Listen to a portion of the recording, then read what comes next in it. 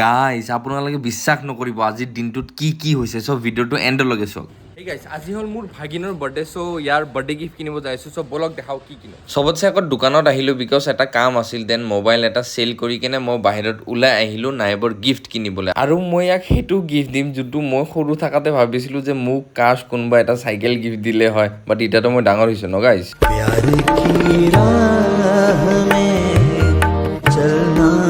তাত ইমানো ডাঙৰ হোৱা নাই চ' গাইজ যিয়ে নহওক এইটো চাইকেল লৈ ল'লোঁ ইয়াৰ তাৰপিছত গাড়ীত ভৰাই কেনে ঘৰত আহি ৰেডি হৈ গ'লোঁ তাৰপিছত আহি গ'লোঁ আমাৰ বাৰ্থডে বয় তাতে ত' হেপী বাৰ্থডে নাইব আৰু গাইজ আপোনালোকে কমেণ্ট বক্সত হেপী বাৰ্থডে দি দিয়ক and this is my best part guys because she cake অকলে নাকাটে ফ্ৰেণ্ডৰ লগত কেকটো কাটিব তাৰপিছত ইয়াৰ লগত জমনি কৰি কেনে ইয়াক খুৱাব মুখত লগাব বাট মুখত লগোৱা নাই দাঁতত লগাই দিছে তাৰপিছত কাজিনক খোৱালে দেউতাক খোৱালে মাকক খোৱালে আৰু এতিয়া নিজেও পুৰা মুখত ভৰাই দিছে আৰু এতিয়া মাহীৰ লগত নেক্সট কেক কাটিল তাৰপিছত মাহীক চক